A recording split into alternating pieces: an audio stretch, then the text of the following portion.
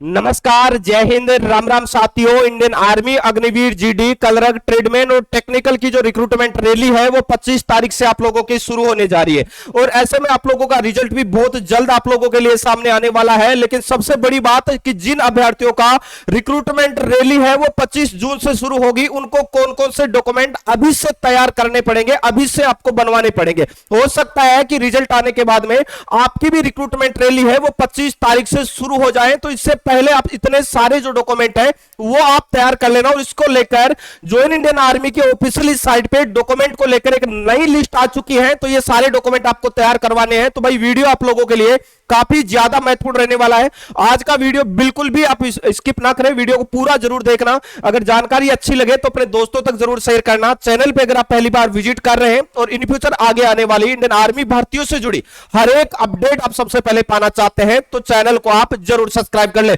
दोस्तों, आप में से बहुत सारे साथी हैं जिन्होंने टेलीग्राम ग्रुप ज्वाइन कर लिया है और उन्हें हर एक अपडेट मिलती जा रही है, लेकिन आप में से अभी भी बहुत सारे साथी ऐसे हैं जिन्होंने टेलीग्राम ग्रुप ज्वाइन नहीं किया है, क्योंकि आपका रिजल्ट आएगा वो एआरओ वाइज आएगा और जेडआरओ वाइज आपका रिजल्ट जारी होगा और उनकी जो लिस्ट होगी वो सबसे पहले आप चेक कर पाएंगे। टेलीग्राम ग्रुप पे हर एक एआरओ की लिस्ट आपको मिल जाएगी और साथ ही भाई जो आपके एडेबिलिटी टेस्ट आपका होने वाला है तो उसके क्वेश्चन और पीडीएफ भी आपको वहां पर मिलती रहेगी और बिल्कुल फ्री ऑफ कॉस्ट है। तो भाई सबसे पहले आपको यह काम करना है, पहले कमेंट बॉक्स में जाना, वहां पर आपको लिंक मिल जाएगा, टेलीग्राम ग्रुप आप जरूर ज्वाइन करना, क्योंकि वहां पर बहुत सारी अच्छी अच्छी अपडेट आपको मिलती रहती है। अभी मैं आप लोगों को बता दूं कि जैसा कि मेरे पीछे आप देख रहे होंगे, हम ज्वाइन इंडियन आर्मी की ऑफिशियली साइट पे है और डॉक्यूमेंट को लेकर जो लिस्ट जारी हुई है उसके बारे में चर्चा करने वाले हैं। तो भाई ये सारे डॉक्यूमेंट आप तैयार कर लेना, क्योंकि डॉक्यूमेंट एक ऐसी चीज है कि आप अगर भर्ती समय बनवाते हैं तो उस समय कई डॉक्यूमेंट ऐसे होते हैं, जैसे तहसीलदार वगैरह छुट्टी पर है, कई मीटिंग में है, कहीं बाहर गया हुआ है, तो ऐसे डॉक्यूमेंट आपके नहीं बन पाते और उनकी वजह से आप भर्ती रैली में भाग नहीं ले पाते हैं। भाई वहां से आपको बाहर कर दिया जाता है, लेकिन इस बार ऐसा आप लोगों के साथ में नहीं होने दिया जाएगा। सबसे पहले मैं आपको नोटिफिकेशन पे लेके चलता हूं, यहां पर आप देख सकते हैं रैली भर्ती को लेकर इन्होंने साफ साफ बताया है कि कौन कौन से डॉक्यूमेंट लेके जाने होंगे। देखो, पहली चीज, भर्ती में आप लोगों का एडमिट कार्ड होना चाहिए आपके साथ पास में, जो कि प्रिंटेड होना चाहिए लेजर प्रिंटर के द्वारा और गुड क्वालिटी में होना चाहिए। ठीक है, यहां पर आप देख सकते हैं एडमिट कार्ड के साथ में फोटोग्राफी, यहां पर आप देखना कम से कम 20 फोटो आपको साथ में लेके जानी होगी, पासपोर्ट साइज फोटो। ठीक है, यहां पर आप देख लेना उनकी भी क्वालिटी है वो अच्छी होनी चाहिए। साथ ही यहां पर आप देख सकते हैं व्हाइट बैकग्राउंड होना चाहिए, नॉट मोर देन 3 मंथ, और 3 मंथ से ज्यादा पुरानी नहीं होनी चाहिए। पीछे का जो बैकग्राउंड है वो कैसा होना चाहिए, व्हाइट होना चाहिए। कितनी फोटो लेके जानी है, तो मेरे भाई 20 फोटो आपको साथ में लेके जानी होगी। अगली चीज आती है दोस्तों सबसे बड़ी अपडेट, देखो एजुकेशन सर्टिफिकेट। अगर आपने ट्रेड से अप्लाई किया, अगर आपने ट्रेड से अप्लाई किया है 8वीं पास, तो 8वीं की मार्कशीट तो लेके ही जानी होगी। साथ में अगर आप हायर क्वालिफिकेशन आपके पास में जैसे 10th 12th पास है तो वो भी डॉक्यूमेंट आपको साथ में लेके जाने होंगे।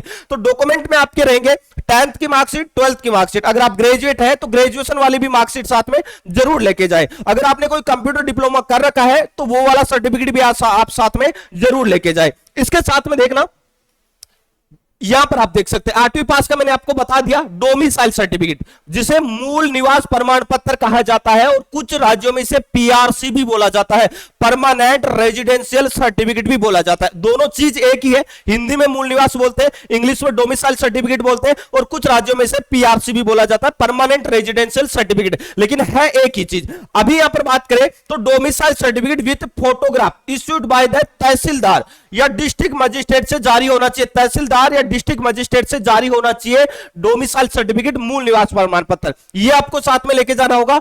अब अगली बात आती है कास्ट सर्टिफिकेट की। अब यहां पर देखना, caste certificate affixed with the photograph of the candidate issued by the tehsildar और डिस्ट्रिक्ट मजिस्ट्रेट के द्वारा बना हुआ कास्ट सर्टिफिकेट होना चाहिए। अब देखो, कास्ट सर्टिफिकेट भी दो प्रकार के होते हैं, एक स्टेट गवर्नमेंट द्वारा जारी होता है जिसपे लिखा रहता है government of Rajasthan, government of Haryana, government of Bihar, और अगर आप सेंट्रल गवर्नमेंट की बात करें तो वहां पर लिखा मिलता है गवर्नमेंट ऑफ इंडिया। तो दोनों बनवा लेना, ठीक है, स्टेट वाला भी बनवा लेना और सेंट्रल वाला भी बनवा लेना, लेकिन ज्यादातर यहां पर सेंटर का नहीं स्टेट का ही कास्ट सर्टिफिकेट है वो मांगा जाता है। तो जितने भी कैंडिडेट है जो एससी से बिलोंग करते हैं, एसटी से बिलोंग करते हैं, ओबीसी से बिलोंग करते हैं और ईडब्ल्यूएस कैटेगरी से, तो भाई आप अपना कास्ट सर्टिफिकेट साथ में जरूर लेके जाना। अगर पुराना है तो भाई नया बना लेना, 6 महीने से पुराना नहीं होना चाहिए। अगली चीज बात करते हैं, यहां पर देख रहा हूं रिलीजियन सर्टिफिकेट, भाई ये चीज आप जरूर देख लेना, रिलीजियन सर्टिफिकेट आपके पास में होना चाहिए। जैसा कि आप सिख है, हिंदू है, मुस्लिम है या क्रिश्चियन है। अब यहां पर आपके पास में रिलीजियन जो सर्टिफिकेट है वो भी आपको यहां पर बनवाना होगा। जिनके कास्ट सर्टिफिकेट में बहुत सारे ऐसे हैं, ज्यादातर हिंदू वगैरह ऐसे आपको मिल जाएंगे, आपका जो कास्ट सर्टिफिकेट है उसमें ही भी मेंशन होता है। अगर आपके कास्ट सर्टिफिकेट में इनमें से कुछ भी लिखा है, जैसे सिख लिखा है, हिंदू लिखा गया है या फिर मुस्लिम लिखा गया है, तो आपको अलग से रिलीजियन सर्टिफिकेट बनवाने की जरूरत नहीं पड़ेगी, आपका कास्ट सर्टिफिकेट ही मान्य कर लिया जाएगा। अगली चीज आती है भाई स्कूल का करेक्टर सर्टिफिकेट, जो स्कूल का चरित्र प्रमाण पत्र होता है वो आपको बनवाना है। यहां पर आप देख सकते, इश्यूड बाय द स्कूल और कॉलेज, स्कूल और कॉलेज के प्रिंसिपल या हेड मास्टर के द्वारा जारी। यहां पर आप देख सकते हैं ये आपका स्कूल का करेक्टर सर्टिफिकेट होना चाहिए। उसके अलावा एक करेक्टर सर्टिफिकेट और मांगा है, ये वाला देखना, character certificate with photograph issued by the village sarpanch. आपका सरपंच है, म्युनिसिपल कॉर्पोरेशन से आप बिलोंग करते हैं तो वहां से, और 6 महीने से पुराना आपका नहीं होना चाहिए, ठीक है। तो करेक्टर सर्टिफिकेट दो प्रकार के बनाने, एक आपका जिसमें प्रिंसिपल के सिग्नेचर होंगे, स्टंप हो गए, और दूसरा आपका होगा जिसमें सरपंच का होगा, ठीक है। अगला डॉक्यूमेंट देखना अनमेरिड सर्टिफिकेट, क्योंकि फोर्स में अगर आपको भर्ती होना है तो भाई आपको अनमेरिड सर्टिफिकेट बनवाना ही पड़ेगा। तो जो भी बच्चे अप्लाई कर रहे हैं अनमेरिड सर्टिफिकेट बनवा लेना, ठीक है, जिसे हिंदी में अविवाहित प्रमाण पत्र भी बोला जाता है, जो कि सरपंच द्वारा जारी होता है, ठीक है। तो ये आप लोग बनवा लेना, और 6 महीने से पुराना ये भी नहीं होना चाहिए। अगर 6 महीने से ज्यादा पुराना है तो भाई आप नया बनवा लेना। अगली चीज बात करते हैं, यहां पर देखना, ये इंपॉर्टेंट चीज है भाई, रिलेशन सर्टिफिकेट।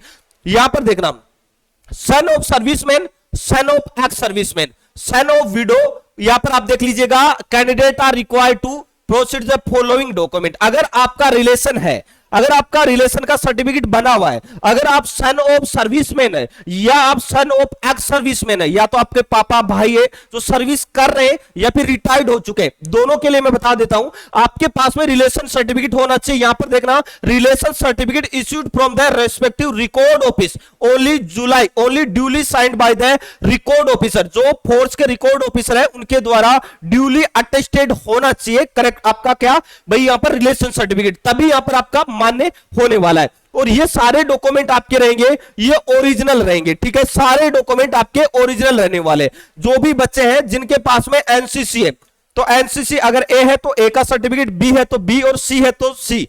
अगर ए बी सी तीनों है तो तीनों ओरिजिनल सर्टिफिकेट आपके पास में होना चाहिए। सभी डॉक्यूमेंटों की कम से कम, सभी डॉक्यूमेंटों की कम से कम 5 से 6 जीरोक्स कॉपी भी आपके पास में होना चाहिए। कम से कम 5 से 6 फोटोकॉपी आपके पास में सभी डॉक्यूमेंटों की होनी चाहिए। बाकी सारे डॉक्यूमेंट ओरिजिनल आपको साथ में लेके जाना होगा। जिनके पास में स्पोर्ट सर्टिफिकेट है वो भी अपना ओरिजिनल स्पोर्ट सर्टिफिकेट साथ में लेके आए, और साथ ही इनकी जीरोक्स कॉपी भी साथ में लेके जाए। तो इतने इंपॉर्टेंट जो डॉक्यूमेंट है ये आपको साथ में लेके जाना होगा। इसके अलावा आधार कार्ड आप लोगों के लिए कंपलसरी है, साथ में लेके जाना। आधार कार्ड के साथ में पैन कार्ड भी अगर आपका बना है तो वो साथ में लेके जाए, अगर नहीं बना है तो बनवा लेना। बाकी चीजें होगी जैसे बैंक डायरी वगैरह ही होगी, ये आपका जब फाइनल सिलेक्शन होगा, जब आपको डिस्पैच किया जाएगा उस समय आपकी जरूरत पड़ेगी। बाकी सारी चीजें मैं आपको धीरे धीरे सारी चीजें बताता चला जाऊंगा, जैसे जैसे आप प्रोसीजर से आगे गुजरेंगे और फाइनल सिलेक्शन तक पहुंचेंगे तो सारी चीजें आप लोगों को यहां पर मिलती रहेगी। दोस्तों आपने कितने ट्यूशन अटेम्प्ट किए थे कमेंट करके आप हमें जरूर बताइएगा। साथ ही आप कौन से एआरओ से बिलोंग करते हैं ये भी आप जरूर बताएं। तो दोस्तों इस वीडियो में इतना ही, मिलेंगे नेक्स्ट वीडियो में एक नई अपडेट के साथ में, तब तक के लिए जय हिंद जय भारत।